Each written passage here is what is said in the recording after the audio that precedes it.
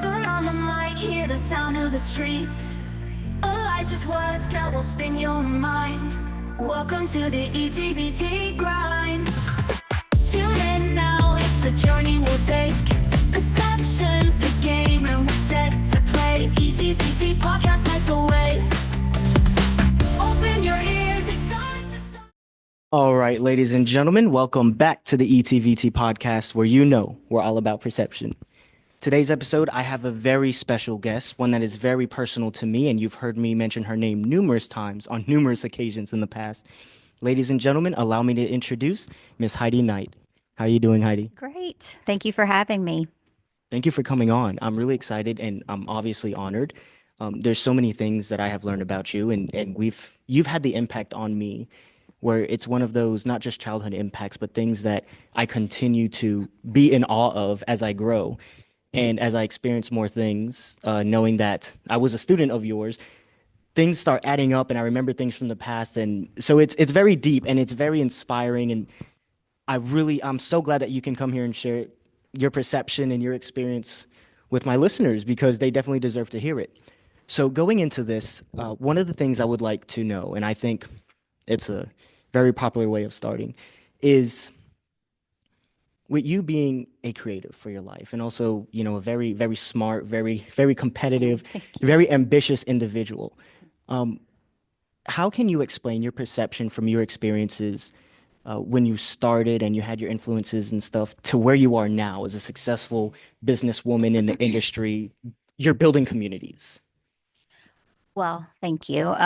I really started like a lot of young children do, just taking dance classes. So I started when I was 4, took classes all the way through high school. I started assisting as a student assistant.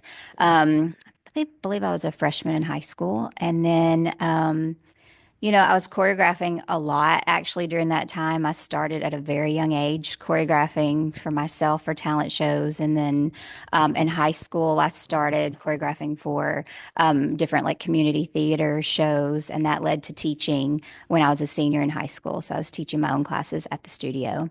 And then in college, I taught at a studio in Tuscaloosa. I graduated from the University of Alabama and taught at a studio there all through college. So I continued in teaching and choreographing. Although that wasn't my major and what I thought I wanted to do at the time, my degree was in communications with a focus in broadcasting, and then I had a dance minor. But at the time, I did not think that I wanted to teach dance anymore. I wanted to work in TV news. And I actually did that for a couple of years after I graduated. I was a producer at stations in Las Vegas and then Birmingham, and then moved back home and was a reporter for a while. So I kind of went on a different path, and then had an opportunity to start teaching again. I knew that TV news wasn't for me, and started teaching dance again. And then from there, just opened the studio. It's been 22 years now that we've been in business. So long time, but sometimes it doesn't feel like that long at all. So that's kind of how that path went to starting our business.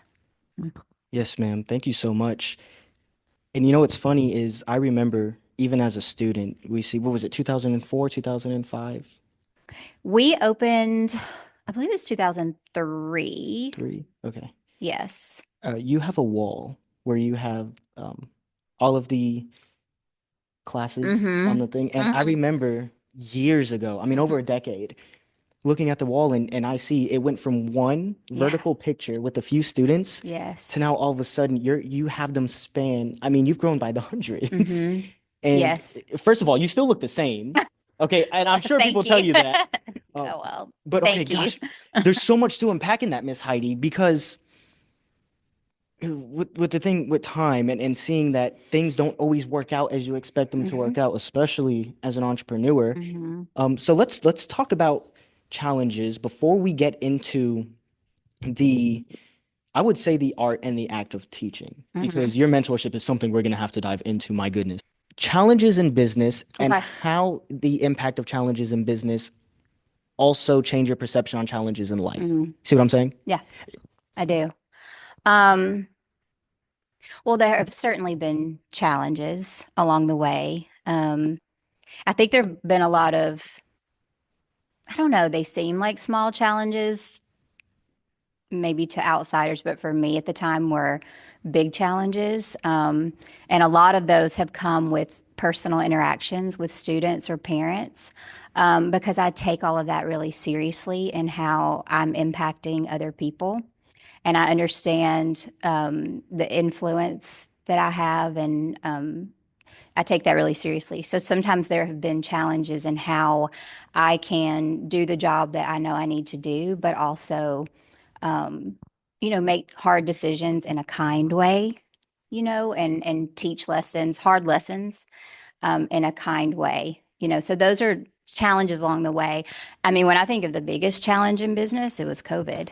I mean, Oh, you know, that right there was, I'm pretty confident in, in my preparation and my abilities, and always in what I brought to the table and what I do. I work really hard. And so I'm pretty confident in what I do. But, that was something that it just hit everybody. Like, in our business, our business is based on interaction. You're coming to take dance class in person, a community, like being together with a lot of people. So, when restrictions came down and it was like, you can't do that anymore, it's like, what are we going to do? And I'm really big on continuing education for myself, for our teachers, for everyone. It's huge. And just surrounding myself with professionals who, we are like minded, people who I look up to, who I want to like model our business after, or just, kind of gain some knowledge from. So I went to University in Austin, Texas in February of 2020. I joined an organization called More Than Just Great Dancing, which is hundreds of studio owners across the country and actually outside of the country too. And then God placed me there because it gave me a group to go to, and we were all like, what are we going to do? And I was on every Zoom call, every meeting, just figuring it out. But, um, that was a time where I feel like, you kind of figure out what you're made of as a leader and a business owner. There's no, okay, well, we just quit and don't do this. Like you have to figure it out.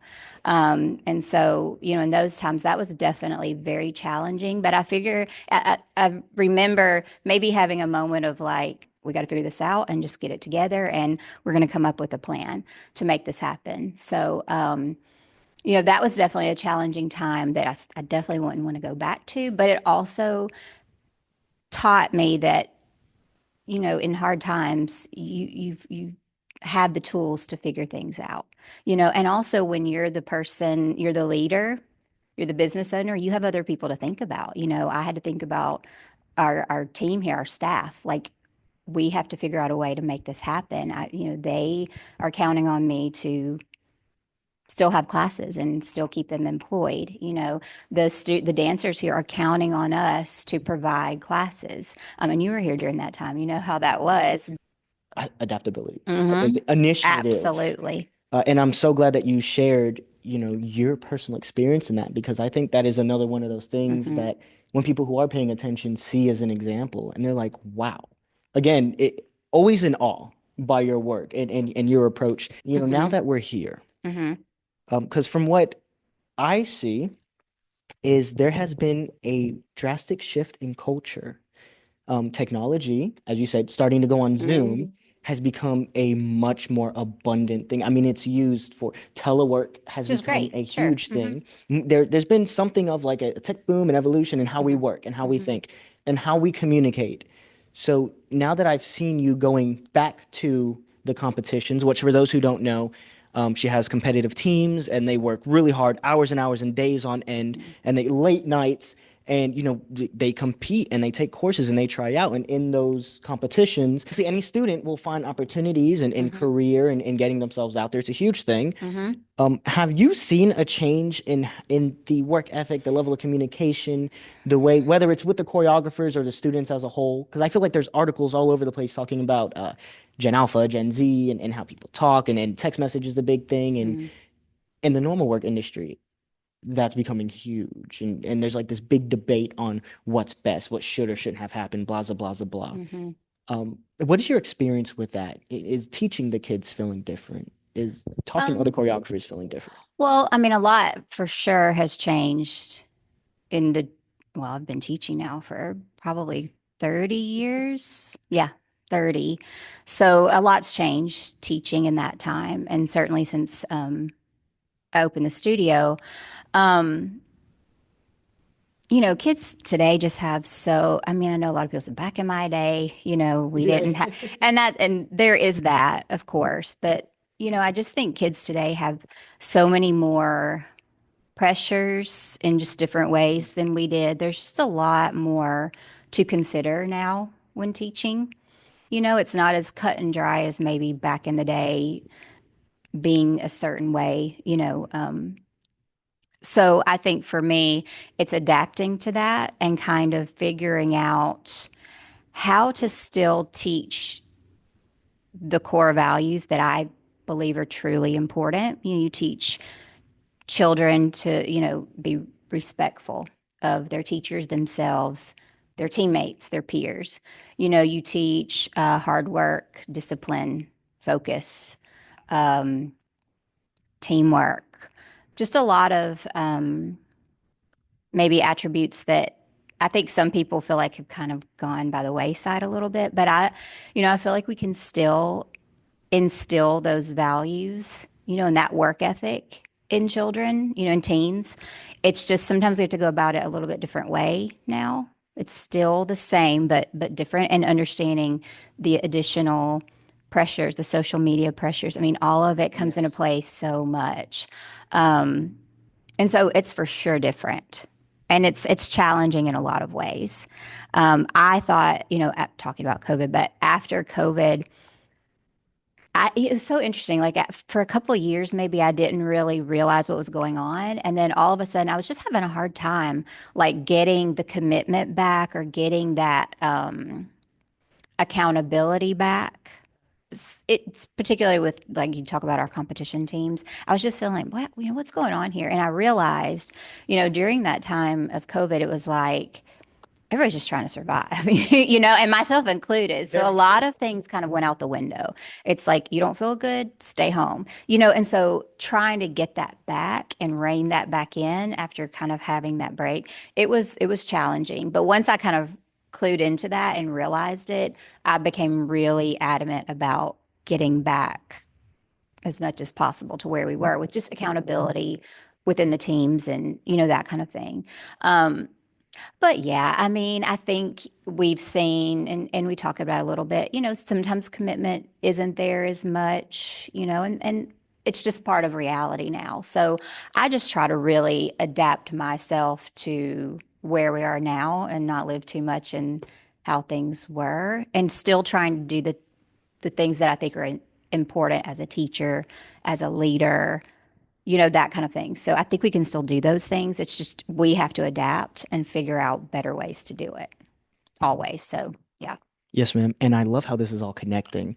Because in the beginning, you talked about how much influence means to you. Hmm. And I feel like a lot of times, because with social media and all the influencers that we have, keyword Hmm. influencers, There's a lot. there's a lot of like almost false prophet type of ordeals. I don't legitimately mean that in the biblical manner, Sure. but like people who just because you are an influencer doesn't mean that they're always coming from the right place. Doesn't mean they actually Hmm. want to have an influence. So a lot of I can't necessarily call it corruptness, but you get what I'm trying No, to say. totally. So with you sharing this and me also knowing you for most of my life at this point, I can say that you lead by example when you say that influence means so much to you. And we keep talking about adaptability, from the start of COVID to now, both as a business owner, as an instructor. And I'm so glad you went into that because one of the things I really wanted to talk with you about and you share is I told you something when I came home after basic training before, my career actually started. I was just starting off, or took off, I should say. Hmm. I remember I was more afraid of you for years as an instructor. You were the Heidi. And in ballet class, we did not want to make you, I've seen your face, you didn't want to disappoint.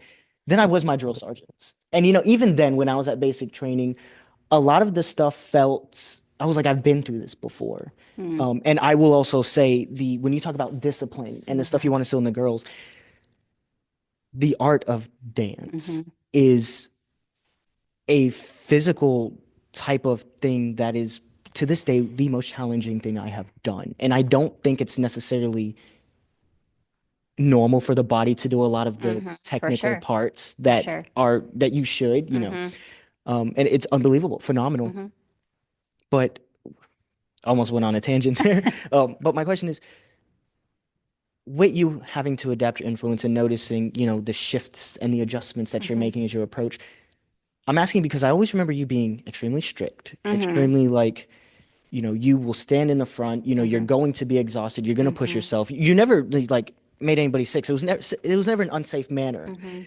But you were tough, and I'm sure you still are.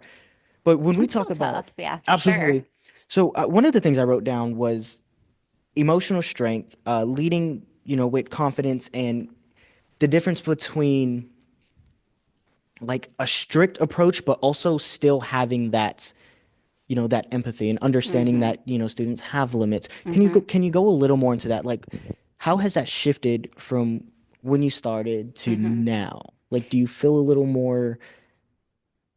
Just explain. For Yeah. sure. I think with age, and more life experience, you certainly understand that empathy is needed, and after having children, that changed a lot, and just kind of understanding it from a parent's point of view as well. It definitely changed my perspective. I'm definitely still tough, but I feel like as long as people, whether it's students or whoever, as long as they know that you care about them and it's coming from a place of love and like you really want the best for them, as long as that's clear, I think that they understand where that's coming from. And I try to talk about that a lot. Like I'm not just like, do this because I said, like I try to help them understand where it's coming from and that no matter what they do in life, like we have very few who are professional dancers, a couple who are working toward that. And I definitely have some students who now are teaching or have studios for themselves.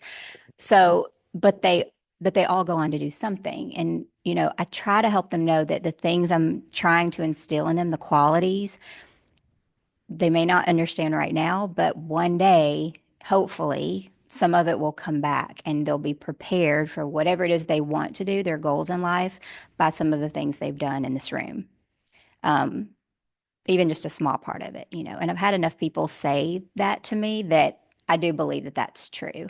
And for sure, I'm definitely haven't had a perfect track record in teaching and or being in business or leading our staff here.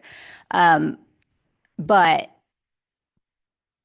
another thing too that goes along with tough love and being able to do that, I think, is admitting when you've made the mistake. There have been times where, maybe I haven't handled something in the perfect way as a teacher. We all are human and have those moments of, oh, I might not should have said it in that way.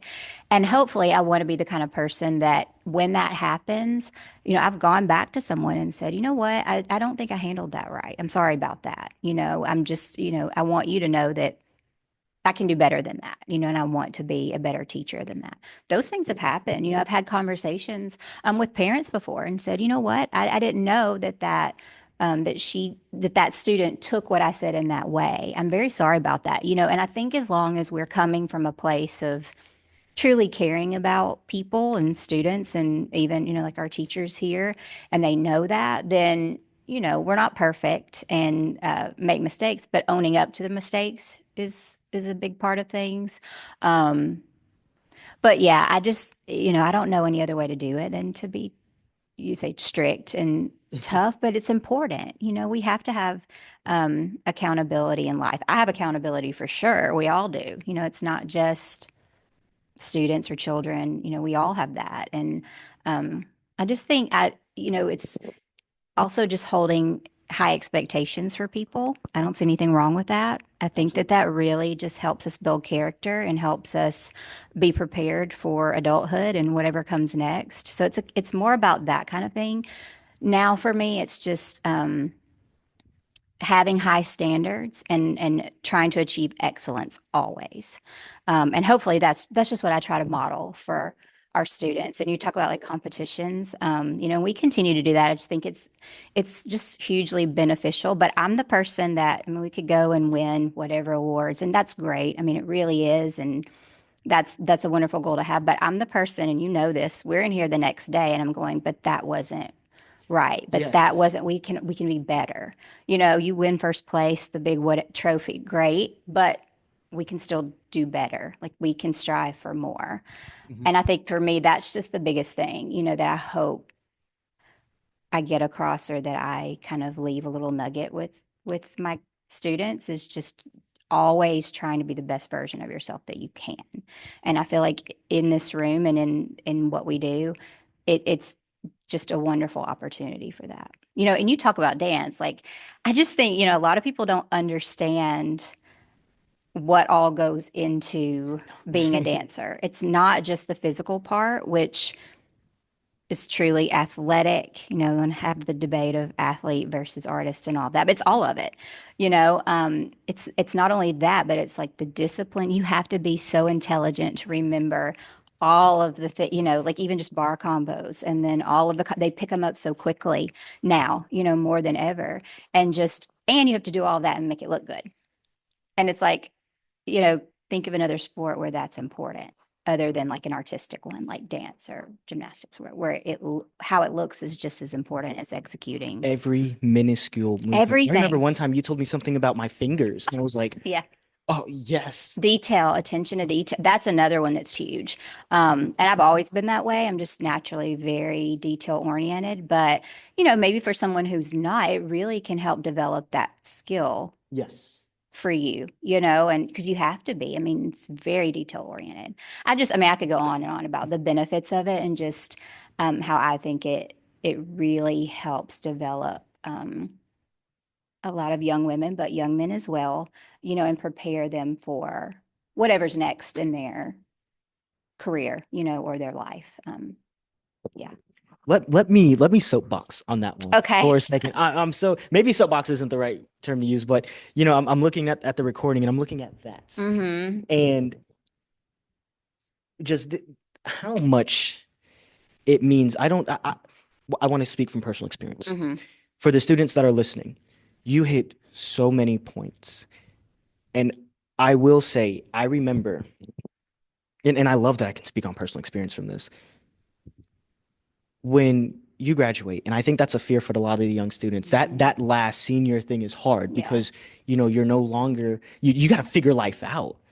It's Mm-hmm. it's no longer go to school, come to the studio, and eat dinner with mom and dad, and Mm-hmm. it's a huge gap. But what I have noticed is that work ethic, the striving for excellence that was instilled in my team here. Who I love this about social media. I follow the girls to this day. I mean, we have them working on cruise ships. We have nurses. We have doctors. We have people Yes. going to law school. And it's crazy. They still dance. I was telling you, like, I'll sit in my living room and one night I'm like, I feel like learning a choreography, and I'll sit there for 3 hours, and it's amazing how.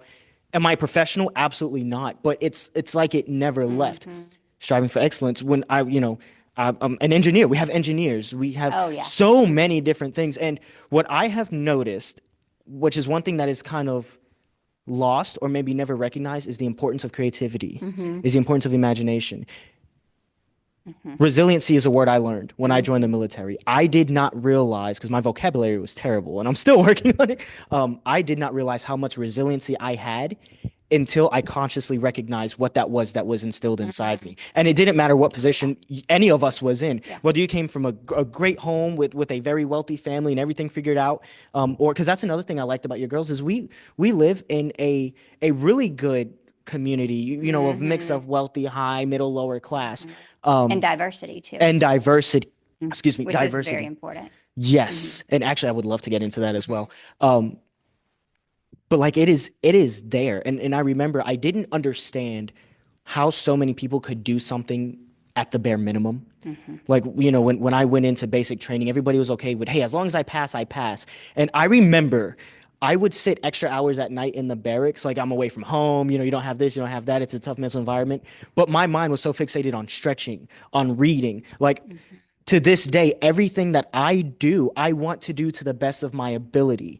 And I still recognize creativity. I still recognize Hmm. imagination. But I think when you talk about instilling that, that is one of those things that was instilled in me. Hmm. And I mean, I did baseball, track and field, as student government association. I did a lot of Hmm. things when I was growing up. But this particular thing right here with the right community, Hmm.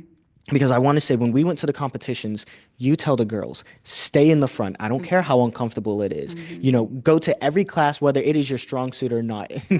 It was embarrassing for people like me who joined at a older age, but I never recognized any other side of that. Like it was Hmm. normal to have Hmm. to do that. Don't you think too? Just occurred to me.